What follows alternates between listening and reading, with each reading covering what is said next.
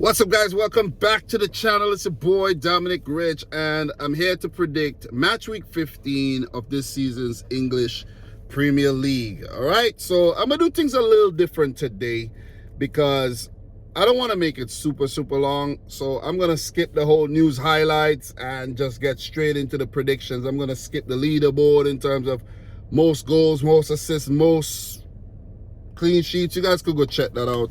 You don't need me to let you know that right about now. I just want to let you guys know who I think is going to win these games, draw these games, and lose these games this weekend. So we have some big games, man. Tottenham versus Liverpool, one of the highlights, and the big London derby between Chelsea and Arsenal. Man City do take on Fulham, Forest take on Brentford, Wolves take on Brighton, and much more. So let's get into it, man. Let us start with the first match. Guys, I have my notebook right here, so I'll be reading from my notebook. So if you see me paring down here, you know what I mean? I got all the information right there and right there. All right, so 20th place Forest on 9 points will take on 11th placed Brentford on 15 points. And let me say this before I forget. Ivan Toney is actually unavailable for this game. I think he's suspended because of yellow card accumulation. So that'll be a big factor here. So in the last games for these teams, Arsenal 5, Nottingham Forest 0, Brentford 1, Wolves 1 with Diego Costa. The real Diego Costa actually coming out, getting sent off. So the last meeting between these two teams was back in the 2020-21 second division season, where Brentford and Forest played to a 1-1 draw, and the other game ended in a 3-1 away win for Brentford. Guys, in terms of my prediction for this game, right? Forest came off of a brilliant win against Liverpool, but against Arsenal, they just got battered. I think Forest, they just find it difficult to get on top in games, right? In the Liverpool game, they kept themselves in the game and then got that goal and then were able to hold on to that lead. So I don't see them dominating games at all because they're a team, they just put together. It's like they just, you know, so they find it very difficult to gel. As for Brentford, I think, you know what I mean, injuries have definitely hampered their progress. They've been a bit hot and cold. Some impressive games, other games you wonder if that's the team you just saw last week. And they're not doing too bad, though. They do have 15 points on the table already this season, so that's not a bad start for Brentford. They're looking to survive. They were a new Premier League team last season, so they got to be careful of that second season syndrome. But Thomas Frank, he's doing okay. But for Steve Cooper, they really need some big results. They need some big points here. And for this game, I think it's going to end in a draw, though. I think it's going to end in a draw. I think Forest had their moments against Arsenal, but just let the game slip away from them in the second half there. And for Brentford, I think they'll be missing Ivan Toney big time. And they're either going to lose or draw the game, but I'm going to go for a draw. I'll be surprised if they do go on to win this. So in terms of the next games for Brentford in the EFL Cup, they do play Gillingham, and the next game is actually against, I have them, why do I have Brentford here against Manchester City? I don't think that's the next game at all. I think it is. It's probably the next game. I think it is probably the next game. I don't know. Yeah, it is the next game. I don't know why. I don't know why I'm bugging out. So I was like, we play Brentford next? Yeah, we do host Brentford next. And for Forest, their next game is in the EFL Cup as well, which is the Carabao Cup. They do play Tottenham Hotspur. And in the Premier League, they face Crystal Palace. So guys, we're going to keep it moving. We're going to move on to the second game where we have Wolverhampton Wanderers coming up against Brighton. Wolves are 19th with 10 points, finding it very difficult to score goals.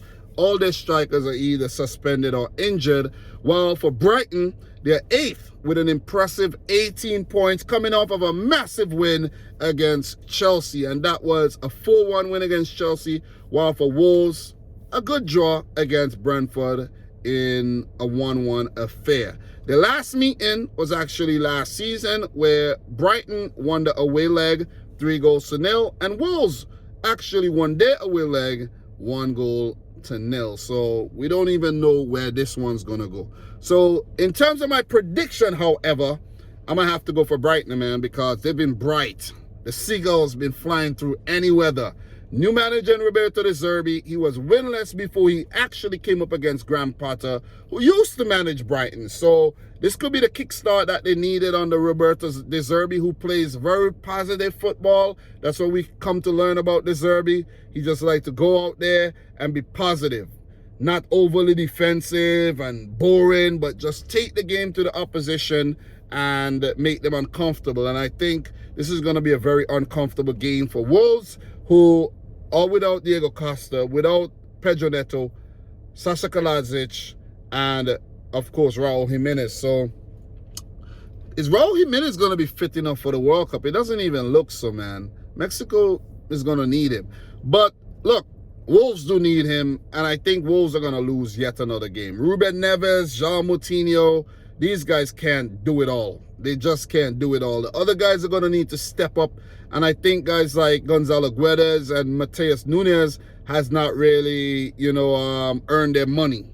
Big fees for these players, and they haven't shown the reason why they were brought in. They have been poor indeed. So I'm going to go for another Brighton win here. 3-1 over Wolves, and for Brighton to go up into the 20s, very, very impressive. Could they get European football this season? It's left to be seen. Next game, guys, for these teams in the Carabao Cup, Arsenal versus Brighton. And for Wolves in the Carabao Cup, they play Leeds United. In the Premier League, Brighton do host Aston Villa, and for Wolves, they host Arsenal. So yeah, there you have it, guys. Make sure you drop your predictions in the chat. For Manchester City, we play Fulham. I'm going to get this game out the way. It should be the return of Erling Haaland as well. So expect, a very entertaining match. So for City, they're second with 29 points. And Fulham, impressively, a 7th with 19 points. Give a round of applause to Fulham, man. You got to give Fulham a round of applause, man. Very, very impressive. They're a yo-yo club. They always come up and go back down. But this season, seems like Fulham are staying up. Maybe I'm speaking too fast. But look, in terms of their last games, Man City 1, Leicester 0. And in the Champions League, Man City 3, Sevilla 1. For Fulham, they drew their last game against Everton in a 0-0 affair. Guys, in terms of the last meeting between City and Fulham, right? City won 4-1 in the FA Cup, 3-0 on the road against Fulham, and 2-0 at the Etihad. And the last 10 games in all competitions have been 10 wins for Manchester City. So you know what result we're going to get? A Manchester City win. It's that simple. What do I need to explain? It's not rocket science. City's going to win the game. Unless Alexander Mitrovic and co has something to say. Bobby De Cordova-Reid, who has been impressive, would be out for this. Yellow card. Neeskens Kibano is a doubt as well. And look, the goalkeeper, what's his name again there? Former Arsenal man there. He's going to be a very, very, very busy man in goal, man. So I'm going to go for 4-1 win for City. I think they'll get a goal. Bernd Leno. I think they'll get a goal, but I think we'll score 4. Haaland should return. I want to see more of Julian Alvarez. I want to see Grealish get on the score sheet. I think we're going to win this one very impressively. 4-1. Pep's going to put out, best team possible because the Champions League group stage is over.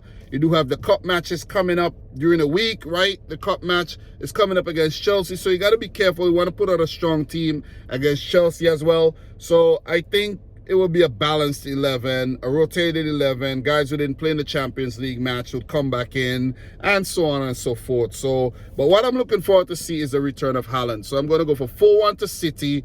Fulham, minor setback, but they should expect a result like this. If Fulham manage to pick up a draw or a win, oh man, the internet's going to go nuts. So 4-1 is my prediction. Let me know yours in the chat. And for City, their next game is in the EFL Cup against Chelsea. Then they do host Brentford as well. All their games before the World Cup are at the Etihad. So keep that in mind. Fulham's next game is against Manchester United in the Premier League. So they are not in the the Carabao Cup anymore. And interestingly, they will be playing 2 Manchester clubs in their next 2 games. I hope they do pick up a win in the next one against the Red Devils. That'll be impressive. I love that. But guys, we're going to keep it moving. The 4th match, Leeds versus Bournemouth. Leeds 15th with 12 points. Bournemouth are 14th with 13 points. So teams very close in the table to each other. Last game for Leeds, an impressive 2-1 win at Anfield. Wow, against Liverpool. And for Bournemouth, they should have gotten something against the Tottenham game. That one ended in a 2-3 loss for the Cherries. Last meeting was in the 2014-15 season where Leeds defeated Bournemouth 1-0 and 3-1. So they do have the advantage coming into the match. But look, my prediction for this one, look, Bournemouth were impressive after the 9-0 drubbing they received against Liverpool. Very, very good under Gary O'Neill. Didn't lose a single match, and then they started losing games. Looked like they were going to get back to winning ways and picking up points again last week, but had a meltdown against Spurs and allowed them to come back to win the game. And with Leeds being so impressive against Liverpool, and this game will be a home match for them, so they're returning home after that impressive outing against the Reds. And this was the game that I actually thought that Jesse Marsch could use to buy himself some time as the Leeds manager. But I think he already did that against Liverpool. And I think what he needs to do now is just to consolidate that position and just pick up more and more points, because they need points. And I'm going to go for them to win the game. 2-1. Sinistero will be out. A few other players, still out injured. But look, I'm really impressed with Crescencio Somerville. He scored in back-to-back games, as I could recall. And I could see this Leeds United team building, growing in confidence. And they know they're in a desperate situation. And that's when, the quality of a team, when they could bounce back from being, in a low and in a desperate situation. So I'm going to go for Leeds to win the game. 2-1. Bournemouth gonna struggle a bit there. They're gonna have to try to navigate the tough period before the World Cup, but they'll have time to assess and come again after the grand event. So 2-1 to Leeds. My prediction there, guys, share yours in the comment section down below. Next games for Wolves, next game for Leeds and Bournemouth, pardon me, is Wolves versus Leeds in the EFL Cup, and the Leeds will play Spurs on the road in the Premier League. For Bournemouth, their next 2 games would be at home against Everton, both in the EFL Cup and in the Premier League. Very, very interesting. Moving to match 5, guys. We're doing well. We have Everton versus Leicester City. Everton are 12th with 14 points. Leicester are 18th with 11 points. Last games for these teams: Fulham 0, Everton 0, Leicester 0, Manchester City 1. Last meeting between these two teams: Everton 2, Leicester 1. Everton with a road win there. And the other game last season ended in a 1-1 draw. Guys, my prediction for this one, look, Everton are doing well under Frank Lampard this season, in my opinion. I think it's, the ship is steady. Let me just put it that way. The ship is steady, and they're going to need it to remain steady and keep the points trickling in. They're not going to go and destroy teams. I don't think they're that type of team right now. They're still finding their feet and still trying to find their identity. They were dealing with a lot of injuries. They have a lot of those players back fit. Still a few out injured. And they're going to remain out injured maybe until the World Cup, after the World Cup break. And I've been impressed with them. Onana looks good in the midfield. Idrissa Gueye has, come back and look good. Their defense is what's impressive, with Pickford, Tarkowski, and Connor Cody there as well. And Dominic Calvert-Lewin back in the fray, along with guys like Gray and Anthony Gordon, and Alex Iwobi has Everton playing some good football. So look, Leicester themselves were picking up some steam until they met City there. So They're going to need to come back and get something, and I think they will. I think this game is going to end in a high-scoring 2-2 draw. Both teams walk away with a point apiece. I think it's a fair result. Guys, share your prediction down below. We're going to keep it moving. Next games for these teams. Bournemouth versus Everton, and Bournemouth versus Everton in both the league and the cup. And for Leicester, they do face Newport County in the Carabao Cup. Then they have West Ham United on the road. We're going to keep it moving. Match 6, the big one. Chelsea versus Arsenal, London derby. Chelsea 6th with 21 points. Arsenal at the tippy top of the league on 31 points. And I did see a graphic that when teams, well, the last team, well, at this point in time in the league, after, well, let's say 12 games, right? And did I say this is match week? We're in match week 15, right?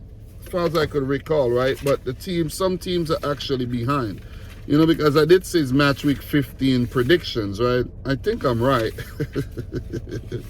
I think I am right. I just got to check back my notes here. But I think I am right, though, when it comes to that. But, you know, yeah. Yeah, it's match week 15. It's just behind. We just had some postponements and things like that. But, yeah, I was beginning to doubt myself a little there. But, look, Arsenal on top, and after 12 games, they have one of the best records, and most teams with this record, 31 points, usually go on to win the league. Are Arsenal going to do it? I still have doubts. I really still have doubts. So in terms of their last games, Brighton 4, Chelsea 1, and Chelsea did bounce back in the Champions League with a 2-1 win over Dinamo Zagreb to move on to the round of 16 on top of their group. Arsenal 5, Nottingham Forest 0 in the last Premier League game. And in the Europa League, a 1-0 win over Zurich, which was a must-win game. They ended up topping their group as well. In terms of the last meeting between Chelsea and Arsenal, it ended in a 4-2 win for the Gunners. But the one before that was a 2-0 win for Chelsea. So it's been back and forth. It's going to be difficult to predict where this one's going to end. And I'm going to actually go for a draw here. 1-1 draw, which will be a great result for Manchester City if City do go on to beat Fulham, which means City should go on top the table. And you allow Man City to go on top the table, it might actually be no looking back from there. So I just think, you know, Arsenal have been really, really impressive. But this is where the test is going to be. They passed the test against Liverpool, right? They passed the test against Spurs. They failed it against United. Are they going to pass the test against Chelsea? Because the true test, the litmus test for Arsenal is how they play against their fellow Big 6 team or Big 7 team, if you want to throw Newcastle in there right now. That's how you gauge Arsenal. 69 points last season, and they only got 9 of those, I think. 9 of those came from the top 6. Right? 9. Which means that what? You have an available 30 points from the opposition top 6 teams, right? Right? 2 by 15, yeah. So, yeah, 3 by 5 is 15 by 2, 30. You got 9. So that means you didn't get 21. If Arsenal had beaten all the top 6 teams, they would have ended up with 90 points. 90. That would have put them in the title race. So if you're going to be in the title race, you got to beat Chelsea, you got to beat City, you got to beat Arsenal, not Arsenal, you got to beat Liverpool, you got to beat United, you got to beat Spurs. And they've done so twice this season. But they did get points against the top 6 teams last season. So let's see if they're going to continue getting those points. The true test would be how long Arsenal could sustain this for. And for Chelsea, we know they're hot and cold, you know. Graham Potter is still settling in the job. He did well for the first several games, then lost to Brighton, which was his first loss, bounced back against Dinamo Zagreb, and against a very good team, Arsenal. I think it would be a great result if they earn themselves a draw. But Chelsea are going to try to win this game. But I think they're a bit short right now in terms of defense. The goalkeeper has been, you know, playing musical chairs, but Reece James is out. Chilwell is out. Fofana is out. Kante is out. You see what I'm saying? Aubameyang coming up against his old team will be interesting. Raheem Sterling against Arsenal as well. You know, Mason Mount, Kai Havertz, these guys going to have to step their game up big time. Are we going to see Christian Pulisic? He's dying for game time. Hakim Ziyech, Loftus-Cheek. You know, Trevor Chalobah and Thiago Silva has done well at the back there. Are we going to see Koulibaly? Who are we going to see here? So selection is going to be a big issue for Chelsea. But for Arsenal, we know Mikel Arteta knows his best 11. He knows it's best 11. And we know what to expect. Is Saka going to be fit? I don't think so. Maybe. But Reece Nelson, I think, has stepped in the last game and did well with 2 goals, so I don't think they have to worry in that regard, though. But look, with that being said, I think the game's going to end in a 1-1 draw. I say the team scrap it out, cancel each other out, 1 point apiece. So let me know your predictions, guys, in the chat. And for the next games for these teams, Man City play Chelsea in the EFL Cup. Then Chelsea face Newcastle up in Tyneside, way up north. And for Arsenal, they play Brighton and Hove Albion in the EFL Cup and Wolves in their next Premier League game. Let's keep it moving, man. For the next game, game number 7, we have Aston Villa coming up against Manchester United. Unai Emery, good evening. His first game in charge of Villa. Is he going to get something with that new manager bounce? It's left to be seen. 16th, 12 points. Oh, shoot. Damn. I kind of pressed something there. I don't know why. Oh, man, I pressed something there. Ew. I pressed something there. I shouldn't have pressed, but it's okay. Got a little comfortable there. But look, Man United are 5th with 23 points. The last game, Newcastle 4, Aston Villa 0. They need to bounce back. Man United 1-0 win over West Ham and a 1-0 win over Real Sociedad. Still came in second in their Europa League group. In terms of the last meeting between the two teams, it was a 2-2 draw and a 1-0 win for Aston Villa. So Villa actually went unbeaten against Man United last season. And Man United did defeat Villa in the FA Cup 1-0. So this one is tricky. This one is actually tricky. This is where I'm actually going to change my prediction for this one, because I had predicted something else. But with Unai Emery coming in, and when you check the Man United casualty list, Sancho is not fit, Anthony is not fit, Bruno Fernandes is suspended, and you're like, Varane is not fit, and you're like, okay, there's a conundrum here for United. So there's going to be Rashford. Martial is not fit either. So there's going to be Rashford, Ronaldo.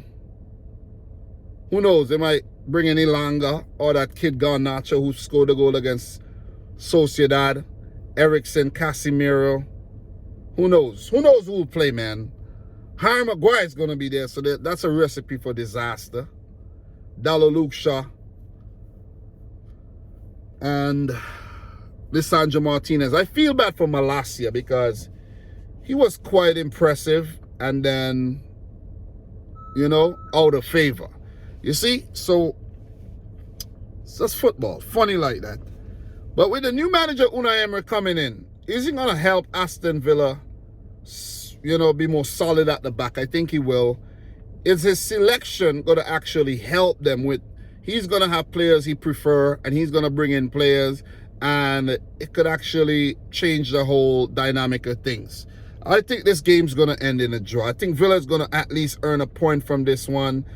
Let's see what Leon Bailey, Danny Ings, Ollie Watkins does. Let's see what happens in this game. But I don't have a good feeling about United in this game. Last 2 matches, 1-0 wins, not so impressive. And I think they're going to come up short and drop some points in this one against Villa, who they actually failed to beat last season. And this is a home game for Villa as well. New manager, yeah, they're not. Man United are not winning. So I'm going to go for a 1-1 draw here. I did have a 3-1 win for United, I'm not going to lie. But then when I looked at certain things and I looked into it a little bit more, I was like, nah, they're not winning this game. So in the EFL Cup, Man United actually play Aston Villa again. So that's going to be interesting. And then the next game in the Premier League is going to be against Fulham. Then for Villa, of course, Man United in the EFL Cup. So if they don't get something from this game. They have another shot in the middle of the week. But the next game is against Brighton and Hove Albion on the road. So, look, we're doing well. We got a couple more games to talk about. We're running up 24 minutes. Not bad. Southampton versus Newcastle United. Southampton 17th with 12 points. Newcastle 4th with 24 points. Big round of applause to Newcastle, man. How am I looking in terms of time? I got to go pick my wife up, drop her to work as usual, guys. But just taking some time to, do some content, man. You know what I mean? Look at what I have to do to get this content out, guys. If I go home, I won't be able to do this. Just want to let you know. So appreciate everybody who just show up and continue watching the content. We're going to go into World Cup mode pretty soon. So there's going to be a lot of World Cup content, a few club things here and there if I feel like it. But look, get back to the game. Last game for Crystal Palace 1, Southampton 0, and Newcastle 4, Aston Villa 0. Last meeting between the two teams, Southampton 1, Newcastle 2, and a 2-2 draw as well last season. My prediction for this one, look, Hassan Hutel was under some pressure. Then he wiggled out, picked up some good results. Now back under pressure. They lost the game last week, and I think they're going to lose this one again. Newcastle are doing too damn good. They had 3 players nominated for Player of the Month. Ridiculous. Gimaresh, Kieran Trippier, and of course Miguel the Piggy Almiron. And I think Eddie Howe was nominated for Manager of the Month. Miguel Almiron was nominated for Goal of the Month as well. Give them all the awards, man. They deserve it. They've been doing damn well. So I think they're going to win this game 3-1. It's going to be very difficult for Southampton to get something. And this would be a lot of traveling. This would be the most traveling that Newcastle would ever have to do in the season. From way up north, the northernmost club, to Southampton, where they and Brighton are the southernmost clubs. I don't have the map in my head right now. But it's going to be an interesting game. I don't think they're going to go that far to lose. And I think it's going to be another 3 points in the bag. I think Callum Wilson is somewhat of a doubt for this one. Isaac is out. They have a long injury list, but I think most of the players on the list are just deadweight players they need to get rid of anyways. Guys like Dummett and Emil Kraft and who else, man? A few other players, man. Get rid of them. You're better off getting rid of them. So I'm going to go for 3-1 win for Newcastle United. Guys, share your predictions down below. Next games, EFL Cup, Southampton versus Sheffield Wednesday, and then Liverpool versus Southampton in the Premier League. Newcastle versus Crystal Palace in the EFL Cup, then they do face Chelsea at home in the Premier League. Guys, we move into the 9th game. West Ham versus Crystal Palace, another London derby, 1 of 2 this weekend. 13th place West Ham on 14 points versus 10th place Crystal Palace on 16 points. Very impressive of them to be in the top 10 there. So the last game, Man United won, West Ham 0, and then West Ham did defeat FCSB of Romania 3-0 in the Europa Conference League, and Crystal Palace are coming off of a 1-0 win against Southampton. In terms of the last meeting, a 3-2 win on the road for West Ham and a 2-2 draw at the London Stadium last season. My prediction, I think this is going to be another high-scoring affair, and I'm leaning towards a West Ham United win here.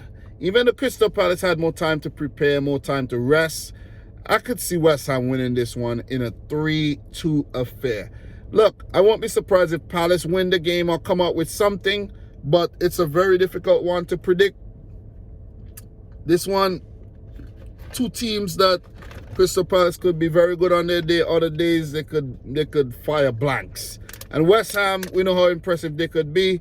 I don't think they have clicked. Bowen and Fornals, who scored a brace in the last game, Lanzini, Antonio, Scamacca, these guys haven't really clicked into, 4th and 5th gear yet. I think they're still in 2nd gear, in my opinion. So I'm going to go for West Ham to win the game, however, 3-2. I don't know why I keep pressing this thing, man. Come on, man. I keep pressing the thing. I don't know why. I'm pressing all these buttons. But 3-2 is my prediction. Let me know yours in the chat. And in terms of the next game, EFL Cup, Crystal Palace versus Newcastle. And for Crystal Palace, they play Forest in their next Premier League game. West Ham versus Blackburn Rovers in the EFL Cup. And in the next Premier League game, they do face Leicester City. So with that being said, guys, we get into the last game, and I think I'm actually gonna hit the road and get on my way as I talk about this last game, which is a massive game as well, and that's the game Tottenham Hotspur versus Liverpool FC. God damn, that's a massive game. So Spurs are coming off of 2 wins impressively against Bournemouth, coming from behind, and they also came from behind against Marseille, if I could recall. So impressive stuff, man. The way they did it against Marseille, man, very, very inspirational. And the way they did it against Bournemouth, very, very, very inspirational as well. So inspirational stuff by Spurs, man. You know what I'm saying? And look, Liverpool coming off of a loss against, well, Liverpool are actually coming off of 2 Premier League losses, right?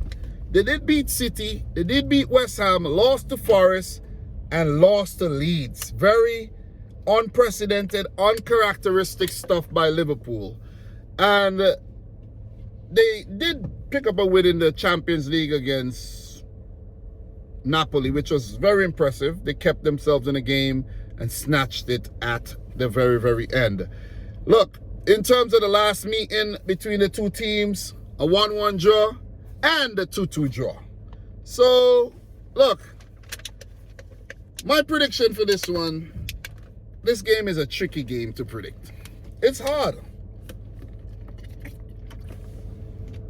It is hard to predict because Spurs are missing key players. Son is doing a surgery for his eye.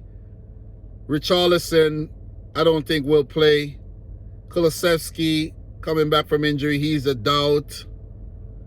So who's going to support Harry Kane? You see what I mean? So I think that's where Spurs are actually suffering. Christian Romero, who's very gritty at the back, I don't think he'll be involved. So it means it will be Longley and Sanchez or Davies. Who knows, man? Who knows? But they would definitely rely on the fullbacks to provide the impetus going forward as well, with Emerson Royale and Perisic, or Perisic and Sessegnon, whoever they choose to go in with. But what's been impressive for them lately is Pierre-Emile Højbjerg in the midfield along with Rodrigo Bentancur. Are we going to see Yves Bissouma start the game? So selection will be a big issue for Spurs, in my opinion, with a lot of key players missing. As for Liverpool, they have some of the similar issues with Diego Jota, you know what I mean, Luis Diaz. Man, go, man. People letting you in and you're there like a clown not moving. Like, anyways, Luis Diaz, Joel Matip, you know, Naby Keita, I almost said Sadio Mane. But all these guys are out, you know, absent with injuries. So I think Liverpool, you know, do have a few setbacks of their own. But when you look at their lineup, I think they actually go into the game in like much better, if for lack of better words, because you have the likes of Firmino, Darwin Núñez, and Salah up top to choose from. The midfield, you have Fabinho, Carvalho, Elliott. These guys been in, you know, Elliott and Carvalho has been playing well. Curtis Jones, I think Henderson has been dealing with some injury problems, but he should be available, right? Milner, Thiago Alcantara is back fit again. Right back, you got Trent Alexander-Arnold. Left back, Tsimikas and Robertson. Van Dijk and Konate should actually start the game. Joe Gomez should go back warming the bench, right? So Alisson in goal has been very impressive. I think Liverpool are actually, they look better going into this game. I was leaning towards a high-scoring 3-3 draw for this game. But I think Liverpool's going to win. I think Liverpool's going to win the game. It's not going to be pretty, but I think they're going to win the game. Because Liverpool this season are that type of team. You really don't know what they're going to do. You predict them to win, like, okay, yeah, they're going to beat Leeds and Forest. They lose. And then when they play against Spurs, Manchester City, I should say, let me say City, they won the game. But we got to remember that their 4 losses have come against Man United, Arsenal, Leeds, and Nottingham Forest. Don't forget that. So, they do lose against the big teams. They do lose against the smaller teams in terms of, the Premier League status these days. You know what I mean? The Leeds, we know, a massive club. Forest, massive European royalty as well. But, they're new to the Premier League again. I just want to explain myself.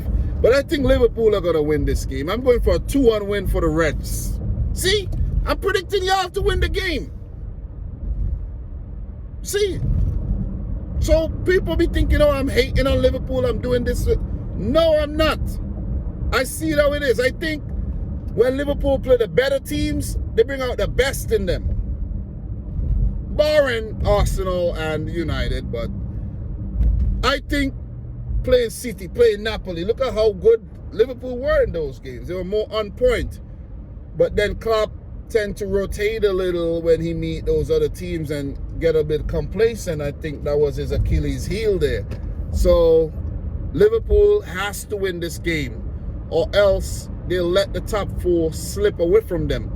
Because you can't allow Spurs and Man City, Chelsea, Arsenal, Man United, Newcastle to get far ahead. You'll never catch them. You'll never catch them. You see what I mean? So I think it's imperative that Liverpool bounce back with a win. It would be a goddamn shame. It would be an embarrassment if Liverpool lose 3 Premier League games on the bounce. That does not happen very often. So I'm going to go for a 2-1 win for the Reds there over Spurs, who I think are struggling in terms of their attacking personnel.